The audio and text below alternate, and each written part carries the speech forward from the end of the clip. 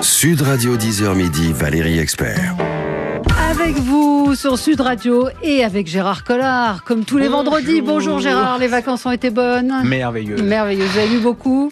Oui, mais pas que des bonnes choses. Pas que des comme bonnes tous choses. les ans, c'est pas terrible, terrible. Et on vous parle toujours des mêmes dans les journaux et autres, mais nous on a lu d'autres des livres. Choses. Alors notre coup de cœur...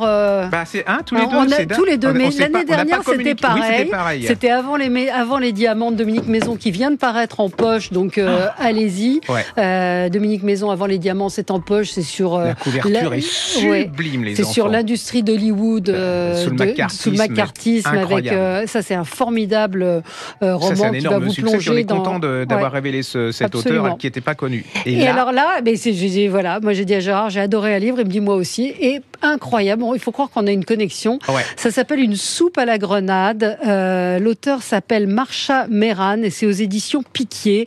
Merci aux éditions Piquier parce que c'est un livre qui a connu un immense succès, qui n'avait jamais été traduit en France, et c'est un livre qui est aussi joli que la couverture, comme dirait Gérard. Ouais, c'est vrai. En plus, puis on est à une époque là, c'est pas très gai en ce moment. Hein. Même si vous avez un soupçon de chouïa d'optimisme, là, ils font tout pour vous tuer. Ouais. Et là, je trouve que l'histoire, elle est revivifiante. C'est l'histoire de trois sœurs. Hein, elles sont iraniennes. Il y a la révolution. Elles ont fui la révolution parce que c'est plus possible pour elles, pour les femmes, c'est pas possible. Et elles se retrouvent en Irlande. Mais alors, voyez le choc des cultures, parce que l'Irlande, attention, hein, l'Irlande, tout le monde fait l'Irlande, les Irlandais, le pub. Mais là, c'est du dur, du hard. Hein, c'est-à-dire que quand les Irlandais, et quand les Irlandais voient débarquer ces femmes, et alors surtout, je trouve que c'est génial. Dans les premières pages, il y a un type qui tient un pub. Alors il a les odeurs de pub. Vous savez, la bière. Vous imaginez très bien d'ailleurs. C'est très visuel son écriture. Et là, il sort. Pour sortir pour rentrer plutôt sa bière, et là il commence à sentir un truc pas possible.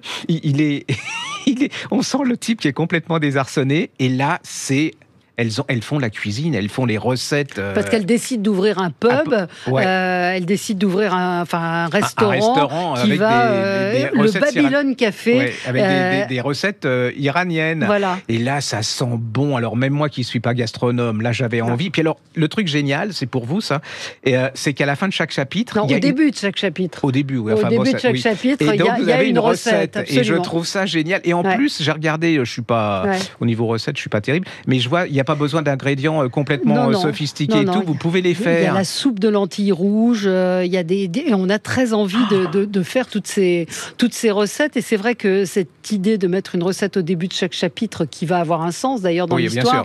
Et ce qui est formidable dans ce livre, c'est que à la fois il y a la dureté de ce qui se passe en Iran. Attention, c'est pas neuneux. Non, il y a la dureté de ce qui se passe en Iran, et puis il y a toute cette légèreté autour de la cuisine. Et puis le trait d'union, parce qu'on n'arrête pas nous gonfler avec le foot, trait d'union, avec tout.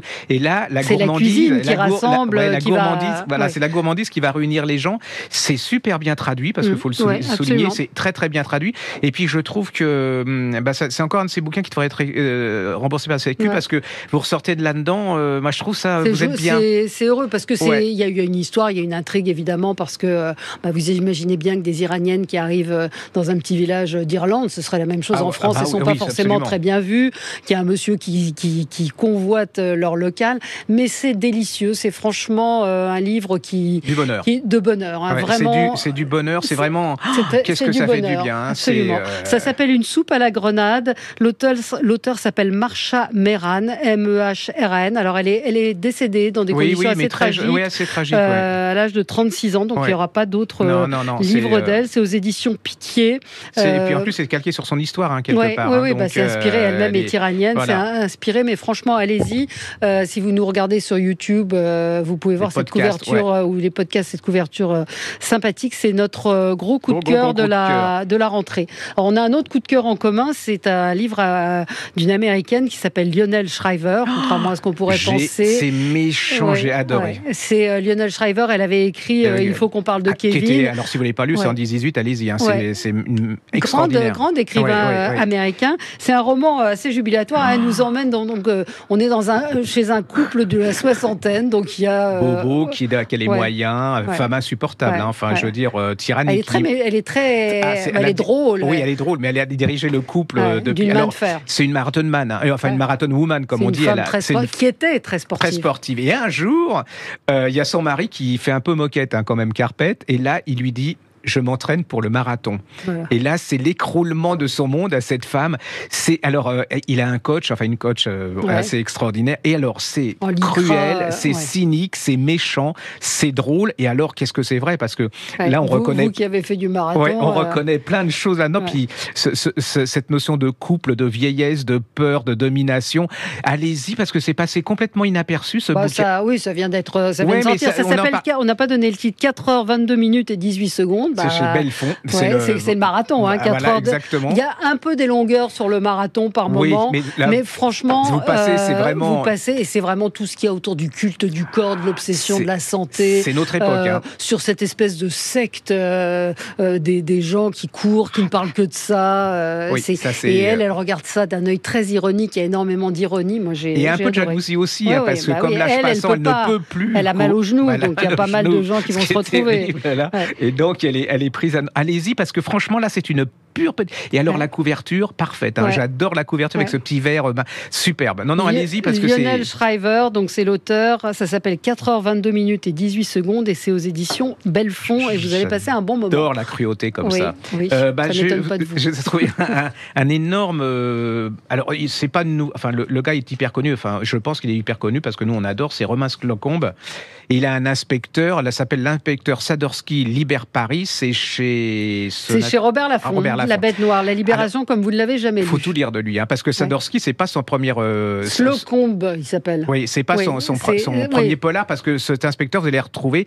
Et alors, j'adore, c'est pareil que le livre précédent, c'est un salaud. C'est-à-dire que c'est un collabo, il profite de tout le monde. Mais alors, Slocombe c'est un historien, c'est-à-dire qu'il vous retraduit cette époque, ça commence depuis la débâcle, et là, on est en 44, arrivent les libérateurs, et il va être...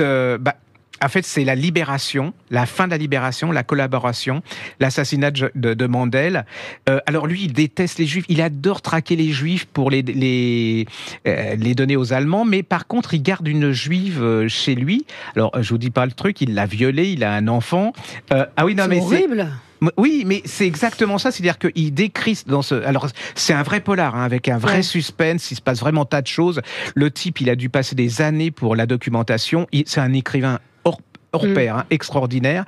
Et puis, vous aimez pas Salaud, mais quelque part, vous avez envie qu'il s'en tire quand même. Je sais pas, c'est assez troublant. Donc, avec ce que vous dites, c'est assez troublant. Il faut le lire pour comprendre. Alors moi, forcément, je suis très âgé, mais j'ai pas connu la libération ni la collaboration. Et là, vous y êtes dedans. C'est-à-dire que vous voyez ces gens. Alors il y a ceux qui commencent à se tirer à l'aise parce qu'ils se rendent compte que c'est la fin. Il y a ceux qui vont en profiter. Alors vous allez retrouver Laffont, l'horrible bonhomme de la Gestapo. Vous allez la corruption, le marché noir, les derniers convois que les gens vont payer. Pour moi, c'est un des grands polars et en même temps un des grands romans historiques de cette rentrée. Ne passez pas à côté de ça. Si c'est trop cher pour vous, parce que je comprends.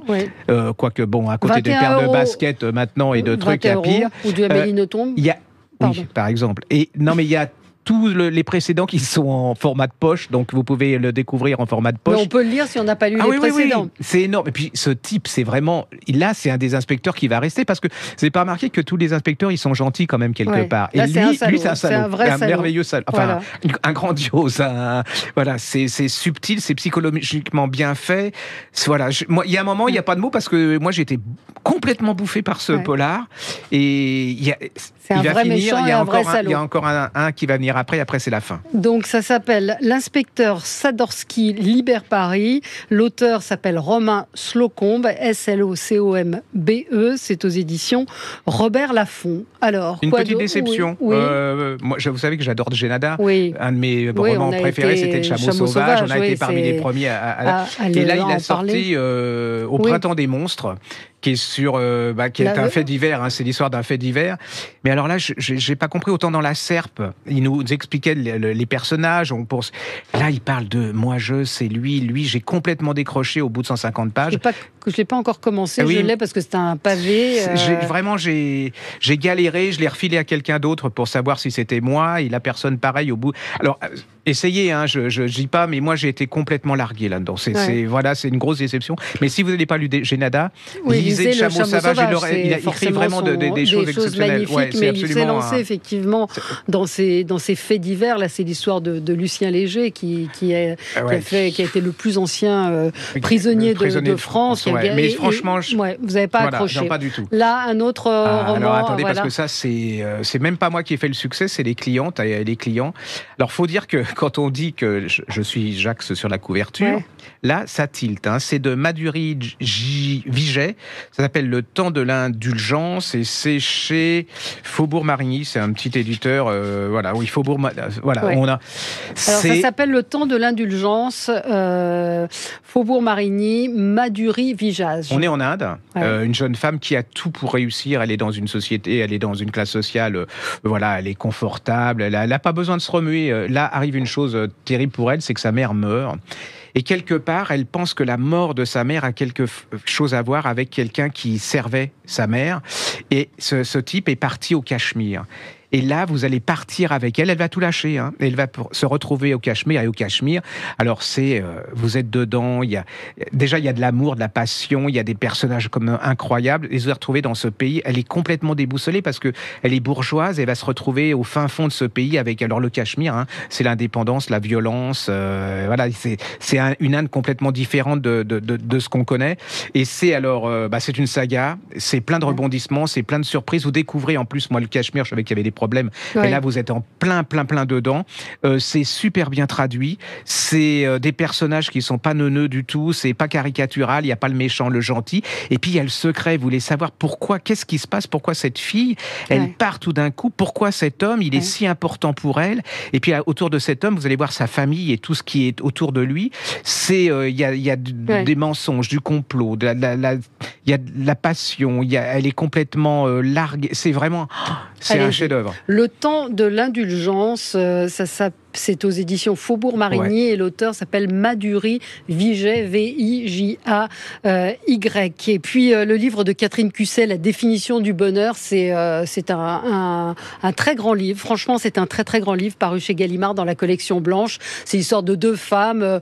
Il y a un chapitre consacré à chaque femme. On voit pas bien le rapport. Évidemment, on va le comprendre. Il y en a un. Il y en a une qui est une femme qui vit à New York, qui est mariée, qui a des enfants, et l'autre qui est une bouffeuse de vie, qui a aussi des enfants, mais qui a un rapport à la maternité un peu compliqué, qui vit à Paris.